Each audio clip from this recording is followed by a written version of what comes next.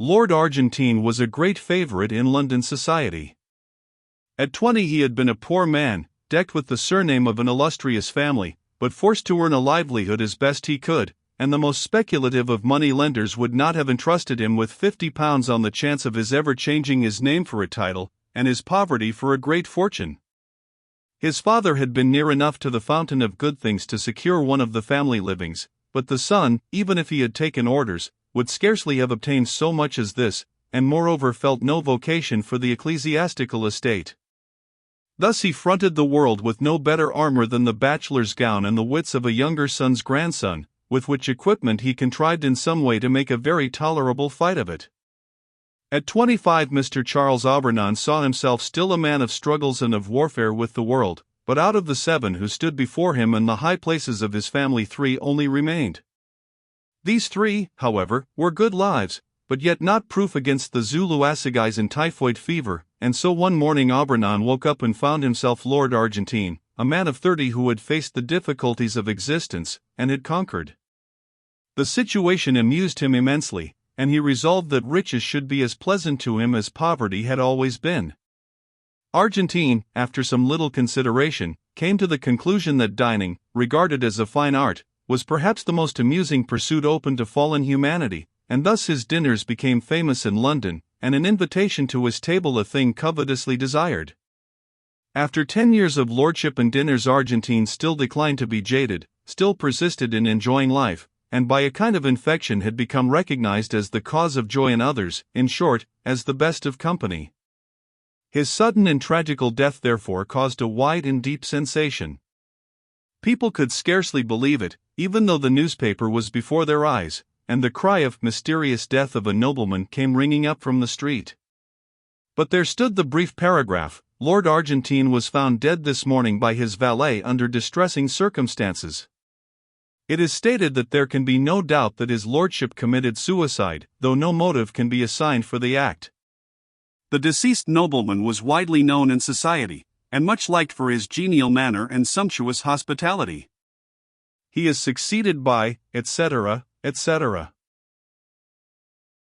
By slow degrees the details came to light, but the case still remained a mystery.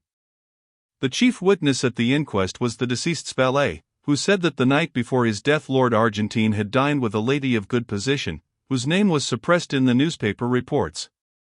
At about 11 o'clock Lord Argentine had returned, and informed his man that he should not require his services till the next morning. A little later the valet had occasion to cross the hall and was somewhat astonished to see his master quietly letting himself out at the front door. He had taken off his evening clothes, and was dressed in a Norfolk coat and knickerbockers, and wore a low brown hat.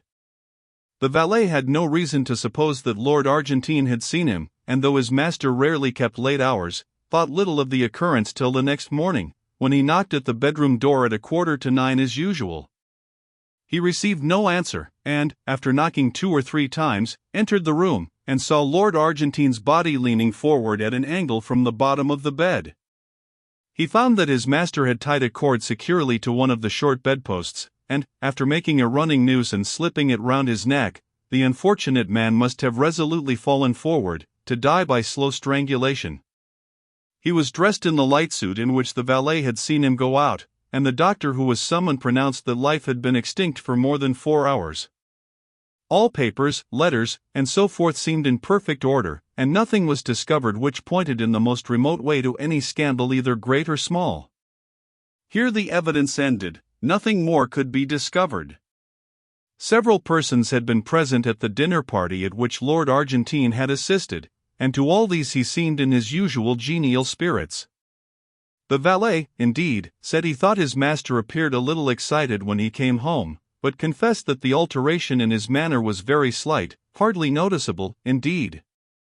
It seemed hopeless to seek for any clue, and the suggestion that Lord Argentine had been suddenly attacked by acute suicidal mania was generally accepted.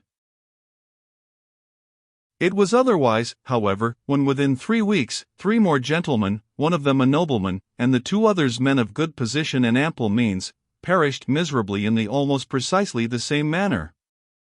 Lord Swanley was found one morning in his dressing-room, hanging from a peg affixed to the wall, and Mr. Collier Stewart and Mr. Harries had chosen to die as Lord Argentine.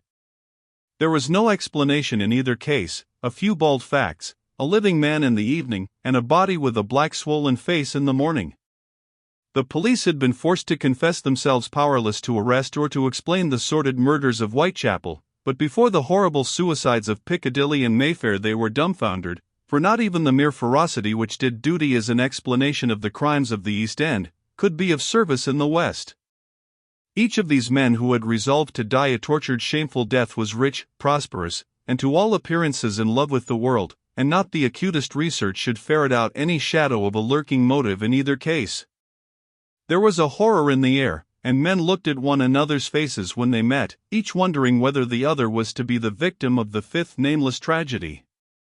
Journalists sought in vain for their scrapbooks for materials whereof to concoct reminiscent articles, and the morning paper was unfolded in many a house with a feeling of awe. No man knew when or where the next blow would light.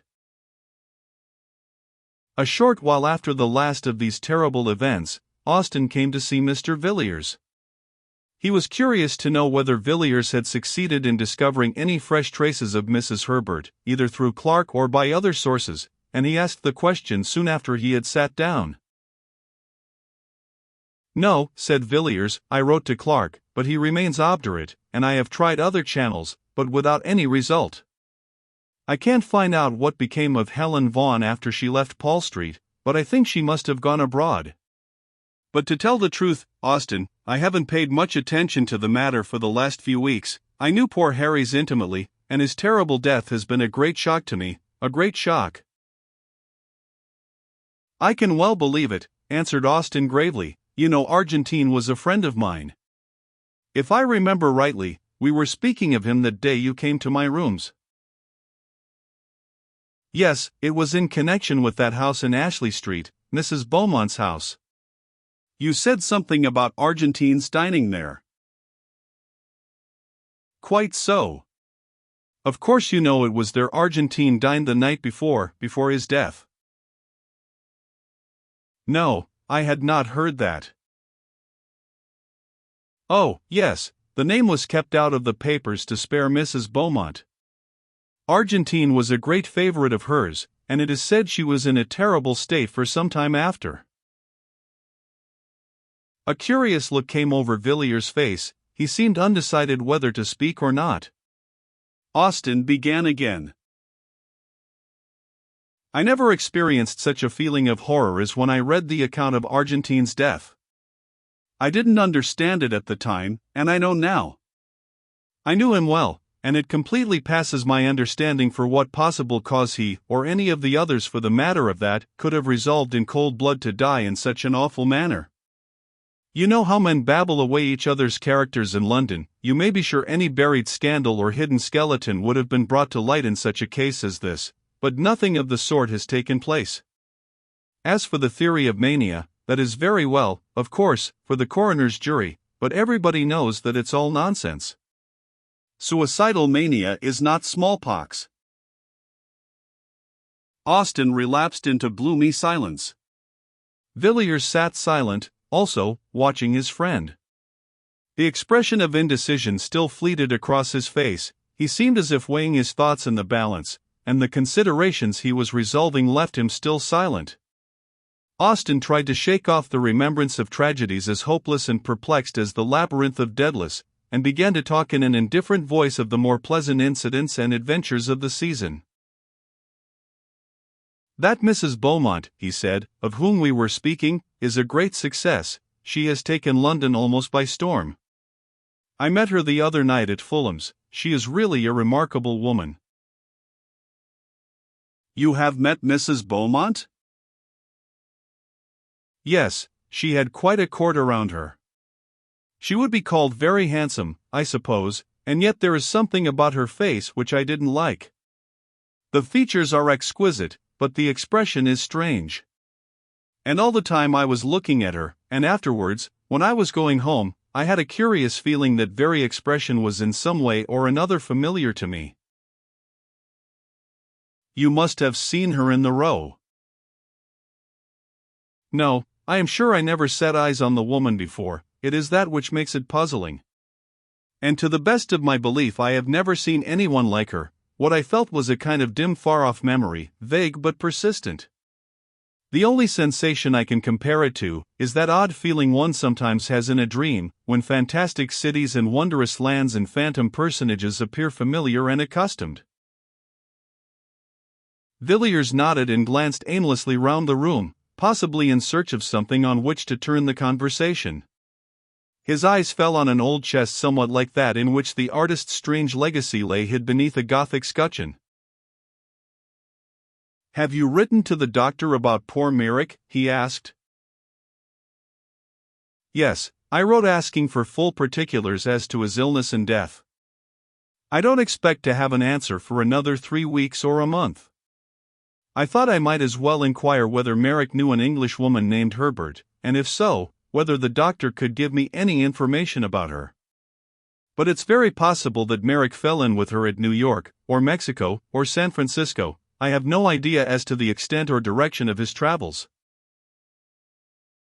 "Yes, and it's very possible that the woman may have more than one name." "Exactly. I wish I had thought of asking you to lend me the portrait of her which you possess. I might have enclosed it in my letter to Dr. Matthews." "So you might, that never occurred to me. We might send it now. Hark! What are those boys calling?" While the two men had been talking together, a confused noise of shouting had been gradually growing louder. The noise rose from the eastward and swelled down Piccadilly, drawing nearer and nearer, a very torrent of sound, surging up streets usually quiet, and making every window a frame for a face, curious or excited. The cries and voices came echoing up the silent street where Villiers lived, growing more distinct as they advanced, and, as Villiers spoke, an answer rang up from the pavement. "The West End Horrors, another awful suicide, full details." Austin rushed down the stairs and bought a paper and read out the paragraph to Villiers as the uproar in the street rose and fell. The window was open and the air seemed full of noise and terror. "Another gentleman has fallen a victim to the terrible epidemic of suicide which for the last month has prevailed in the West End. Mr. Sidney Crashaw, of Stoke House, Fulham, and King's Pomeroy, Devon, was found, after a prolonged search, hanging dead from the branch of a tree in his garden at 1 o'clock today. The deceased gentleman dined last night at the Carlton Club and seemed in his usual health and spirits. He left the club at about 10 o'clock, and was seen walking leisurely up St. James's Street a little later. Subsequent to this his movements cannot be traced. On the discovery of the body medical aid was at once summoned, but life had evidently been long extinct. So far as is known, Mr. Crashaw had no trouble or anxiety of any kind. This painful suicide, it will be remembered, is the 5th of the kind in the last month. The authorities at Scotland Yard are unable to suggest any explanation of these terrible occurrences." Austin put down the paper in mute horror. "I shall leave London tomorrow," he said. "It is a city of nightmares." "How awful this is, Villiers." Mr. Villiers was sitting by the window quietly looking out into the street. He had listened to the newspaper report attentively, and the hint of indecision was no longer on his face. "Wait a moment, Austin," he replied. "I have made up my mind to mention a little matter that occurred last night. It's stated, I think, that Crashaw was last seen alive in St. James's Street shortly after 10? "Yes, I think so.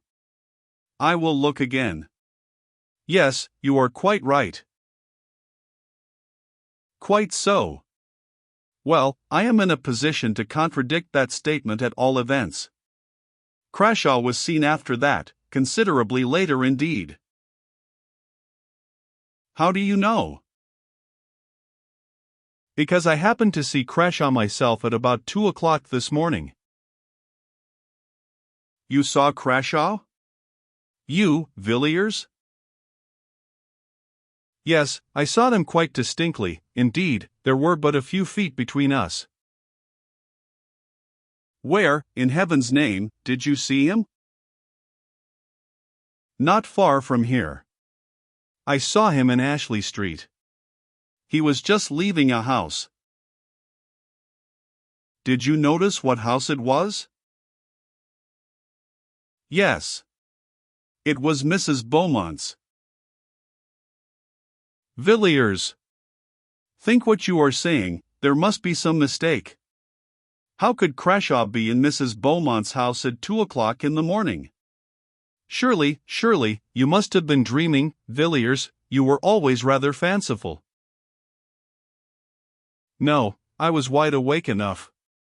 Even if I had been dreaming as you say, what I saw would have roused me effectually.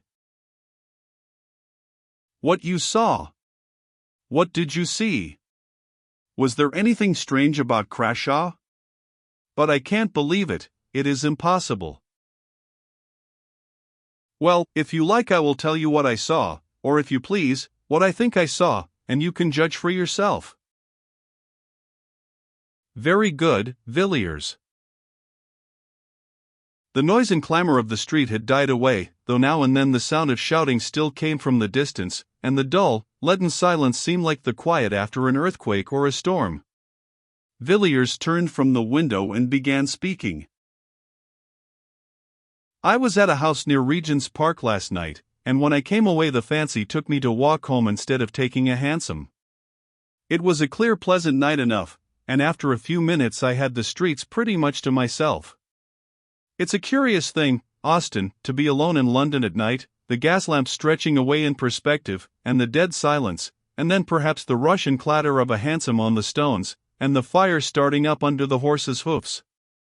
I walked along pretty briskly, for I was feeling a little tired of being out in the night, and as the clocks were striking 2 I turned down Ashley Street, which, you know, is on my way. It was quieter than ever there, and the lamps were fewer. Altogether, it looked as dark and gloomy as a forest in winter. I had done about half the length of the street when I heard a door closed very softly, and naturally I looked up to see who was abroad like myself at such an hour. As it happens, there is a street lamp close to the house in question, and I saw a man standing on the step. He had just shut the door and his face was towards me, and I recognized Crashaw directly. I never knew him to speak to, but I had often seen him, and I am positive that I was not mistaken in my man. I looked into his face for a moment, and then, I will confess the truth, I set off at a good run, and kept it up till I was within my own door. Why? Why? Because it made my blood run cold to see that man's face. I could never have supposed that such an infernal medley of passions could have glared out of any human eyes. I almost fainted as I looked. I knew I had looked into the eyes of a lost soul, Austin. The man's outward form remained, but all hell was within it. Furious lust, and hate that was like fire, and the loss of all hope and horror that seemed to shriek aloud to the night, though his teeth were shut, and the utter blackness of despair.